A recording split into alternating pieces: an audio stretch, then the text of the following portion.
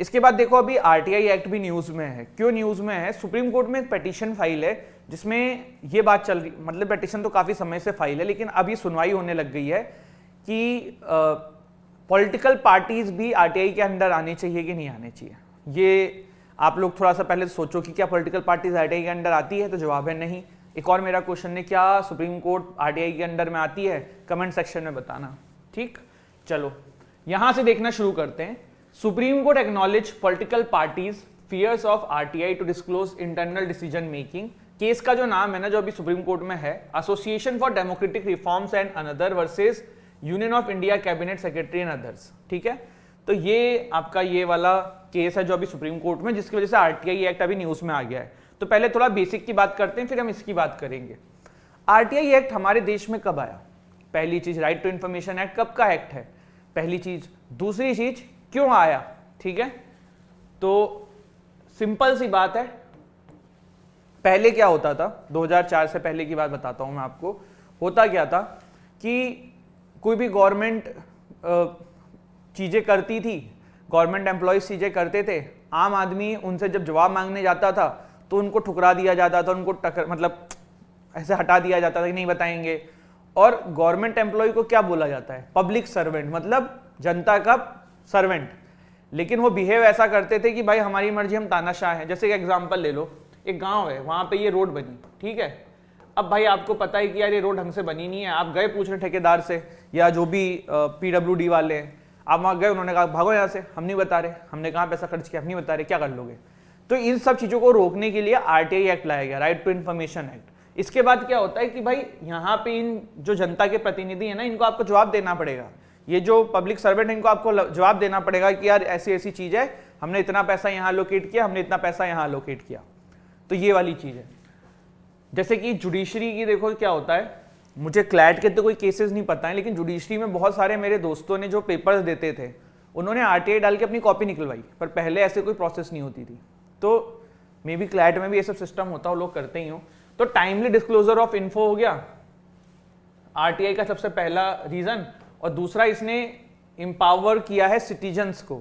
Citizens के पास एक power दी है कि वो इन पब्लिक सर्वेंट से उत्तर मांग सकते हैं, आंसरेबल कर सकते हैं कि भाई आपने ऐसा क्यों नहीं किया, जवाब दीजिए, आपने यहाँ पे कितने रुपए खर्च किए। अगर ये 1 करोड़ रुपए आए थे सड़क को बनाने के लिए, तो आपने वो 1 करोड़ रुपए कहाँ खर्च कर दिए।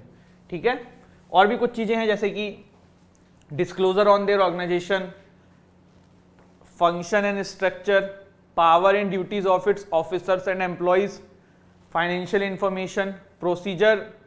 ये क्या है कि आप क्या क्या इन्फो मांग सकते हो आरटीआई के अंदर में। ठीक है, तो देयर ऑर्गेनाइजेशन के ऊपर डिस्क्लोजर, फंक्शन स्ट्रक्चर के ऊपर, power and duties of its officer and employees, financial information आप मांग सकते हो, procedure followed in the decision making process including channels of supervision, accountability etcetera among others. But there are some exception also in RTI act. कौन से section में मिलते हैं RTI act के? सेक्शन 8 के अंदर आपको काफी सारे एक्सेप्शन भी मिलेंगे जो आरटीआई के अंदर में नहीं कवर होंगे। देखो सारे याद करने की जरूरत नहीं है, एक बार पढ़ लेते हैं, मे बी आपको रीड कर लेना तो आपको याद रहे। वरना सबसे ज्यादा जो एक चीज रहती है इसमें, सोवेनिटी, सिक्योरिटी, नेशनल सिक्योरिटी, इन सब चीजों के ऊपर एक्सेप्शन है। आप आर्मी से कुछ मांगोगे, आर्मी नहीं देगी, क्योंकि नेशनल सिक्योरिटी का मामला है। ठीक है, The disclosure of information, sorry. The disclosure of information can prejudicially affect sovereignty और integrity of India, तब आपको नहीं मिलेगी। Security, strategic, scientific, economic interest of the state, अब आप DRDO से मांग लो कुछ, इसरो से कुछ मांग लो, वो लीक होगी तो पब्लिक में बात फैल जाएगी, दूसरे कंट्री वाले चुरा लेंगे। Relation with foreign state से related, incitement of an offense। ठीक है, इसके अलावा forbidden to be published by any court of law, disclosure of which may constitute contempt of court, तब भी नहीं मिलेगा। ट्रेड सीक्रेट होंगे, आप भाई हल्दीराम से कह लो कि तुम्हारी भुजिया कैसे बनती है, हाइपोथेटिकल बता रहा हूँ, हल्दीराम तो प्राइवेट बॉडी हो गई, लेकिन समझ रहे हो ट्रेड सीक्रेट का मतलब क्या होता है, तो वो आप मांग लो।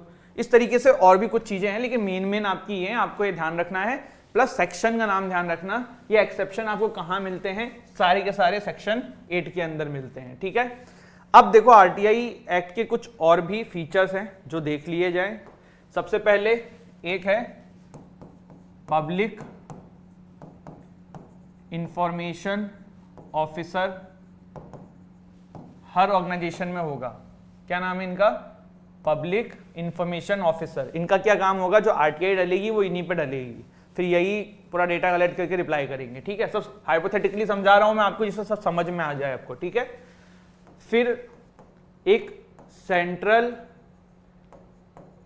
इंफॉर्मेशन कमीशन होगी और एक होगी स्टेट इंफॉर्मेशन कमीशन। आप नाम से समझ सकते हो, ये स्टेट पे सुपरवाइज करेगी चीजों को और ये सेंटर पे सुपरवाइज करेगी। अब आपने जैसे कोई आरटीआई डाली, ठीक है, मान लो एक स्टूडेंट है जिसका नाम है नंदिनी। ठीक, नंदिनी ने आरटीआई डाली, तो नंदिनी को जवाब मिनिमम कितने दिन में मिल सकता है? 30 डेज। मिनिमम नहीं, मैक्सिमम 30 डेज के अंदर आपको रिप्लाई करना है। ठीक है, सामने वाले को। जैसे नंदिनी ने नगर पालिका में डाला कि भाई कचरा यहाँ से कौन उठाने की जिम्मेदारी है, नाम बताओ, उठा नहीं रहा है, तो उसको 30 दिन के अंदर रिप्लाई करना ही होगा कि हाँ यार ये फला फला बंदे किया है, इस वजह से नहीं हो रहा है, ऐसा ऐसी प्रॉब्लम है। ठीक है, तो मैक्सिमम 30 डेज। और अगर मामला लाइफ एंड लिबर्टी से रिलेटेड हो ना, तब आपको 48 आवर्स के अंदर रिप्लाई करना है। और अगर रिप्लाई नहीं करते हो तो फिर रिफ्यूज करना है और उसके साथ रीजन देना है कि क्यों नहीं बता रहे हो। मैं फिर से रिपीट कर रहा हूं, अगर मैटर लाइफ एंड लिबर्टी का है then you need to reply within 48 hours, otherwise tell them the reason कि आप क्यों नहीं कर रहे हो। इसके बाद अगर पीआईओ से आप नाराज हो या फिर आप जिस भी अथॉरिटी पे कंप्लेन करना चाह रहे हो, आरटीआई के थ्रू उनसे कुछ इन्फॉर्मेशन निकालना चाह रहे हो, वो नहीं बता रहे हैं या कुछ गलत इन्फॉर्मेशन शेयर कर रहे हैं, तो पहली आप अपील कहां कर सकते हो? Department appellate authority. ठीक है, हर डिपार्टमेंट की अपनी अपीलेंट अथॉरिटी होगी, वहां पे आप कर सकते हो। अगर वहां पे ना निकले तो जो हमारी इंफॉर्मेशन कमीशन है, आप यहां पे अपील कर सकते हो। ठीक है, चलिए अब जो सबसे लास्ट का मुद्दा है कि पॉलिटिकल पार्टीज को आरटीआई एक्ट में क्यों नहीं रखा गया है फिलहाल। तो देखो हम दोनों साइड में देख लेते हैं, पॉलिटिकल पार्टीज क्या कहती है और क्या मतलब पॉलिटिकल पार्टीज का इस पे क्या पर्सपेक्टिव है और क्या उन लोगों का पर्सपेक्टिव है जो पॉलिटिकल पार्टीज से कहते हैं कि भाई आपका होना चाहिए। देखो पता है पॉलिटिकल पार्टीज को ना बहुत सारा रिबेट मिलता है गवर्नमेंट से, जैसे टैक्स नहीं देना है और बहुत सारी चीजें हैं। ठीक है, तो ये एक पहला कॉन्सेप्ट आता है, एक पहली डिमांड यही आती है कि भाई आप फायदा तो सरकार से सारा ले रहे हो, तो आप क्यों नहीं आ रहे हो आरटीआई के अंडर में। दूसरा ये कि पॉलिटिकल पार्टीज में आम जनता वोट करती है, पॉलिटिकल पार्टीज में आम जनता ज्वाइन करती है, आम जनता के ही रिप्रेजेंटेटिव ये बाद में बनते हैं, तो आम जनता का राइट है ना इनसे क्वेश्चन पूछने का कि क्या करते हो, कैसे फंडिंग करते हो। अब ये लोग मना क्यों करते हैं? ये लोग कहते हैं कि भाई हमारी इंटरनल चीजें हैं, अगर ये पब्लिक में आ जाएंगी तो हमारे अंदर के सीक्रेट्स बाहर आ जाएंगे। सीक्रेट्स मतलब हम कोई भी प्लानिंग प्लॉटिंग कर रहे हैं कि यहाँ पे ऐसे इलेक्शन जीतना है, वहाँ पे वैसे जीतना है, वो बाहर आ जाएगा। हमारी ऑटोनॉमी पे दिक्कत आ जाएगी, हम मनचाहा तरीके से काम नहीं कर पाएंगे। तो ये इनकी तरफ से कुछ ये आता है कि भाई इसलिए हम आरटीआई एक्ट में नहीं आने चाहिए। ठीक है, तो अभी हमने आरटीआई एक्ट को देखा और उससे पहले हमने एक आर्टिकल देखा था फाइनेंस कमीशन से रिलेटेड, जल्दी से रिवाइज कर लेते हैं। आरटीआई एक्ट में सबसे पहले इस केस का नाम क्या है जो अभी फाइल पड़ा हुआ है कोर्ट के अंदर? कहां गया यार? चलो पहले फाइनेंस कमीशन रिवाइज करते हैं फिर आ जाएंगे इसके ऊपर। ठीक है, देखो फाइनेंस कमीशन अभी जो है वो 16th आनी है और article 280 of constitution of India जो है वो फाइनेंस कमीशन की बात करता है कि प्रेसिडेंट को अपॉइंट करना है, 5 इयर्स मिनिमम होता है, मैक्सिमम 6 इयर्स इस बार कर दिया गया है। मतलब हर बार के लिए नहीं किया है, जो 2017 में बनी थी उसको 6 साल के लिए दिया गया था, एनके सिंह जी ने जो हेड किया था 15 फाइनेंस कमीशन, और 1987 में भी ऐसा हुआ है। और तो कुछ है नहीं, सेस वर्सेस सरचार्ज मैंने आपको बता ही दिया है। आरटीआई का ये केस है, इसका नाम क्या है? Association for democratic reforms versus union of India. अभी ये सुप्रीम कोर्ट में सुनवाई शुरू हो चुकी है इसकी। इसमें क्वेश्चन ये है कि क्या political party should be under the RTI. तो लेट्स सी क्या होता है। आरटीआई क्यों लाया? Timely disclosure of information plus empower citizens, और क्या क्या आप मांग सकते हो मैंने बताया। एक्सेप्शंस क्या है? सेक्शन 8 जो है वो सारा एक्सेप्शंस की बात करता है आरटीआई एक्ट की, जिसमें मेन अगर आप याद रखना चाहो तो नेशनल सिक्योरिटी, सोवेनिटी सिक्योरिटी या फिर कंटेम्प्ट ऑफ कोर्ट, ये कुछ ऐसे हैं जो आप याद रखें, अगर कुछ वो आएगा तो इन्हीं में से पूछ लिया जाएगा। ठीक है, इसके बाद पब्लिक इंफॉर्मेशन ऑफिसर होना चाहिए, सेंट्रल इंफॉर्मेशन कमीशन होनी चाहिए, स्टेट इंफॉर्मेशन कमीशन होनी चाहिए। आंसर 30 दिन के अंदर देना है। लाइफ एंड लिबर्टी का मामला है तो 48 घंटे में देना है। एक्सेप्ट करो या रिफ्यूज करो। आप अपील कहां कर सकते हो? पहली डिपार्टमेंट अपीलेंट अथॉरिटी में और दूसरी इंफॉर्मेशन कमीशन के अंडर में।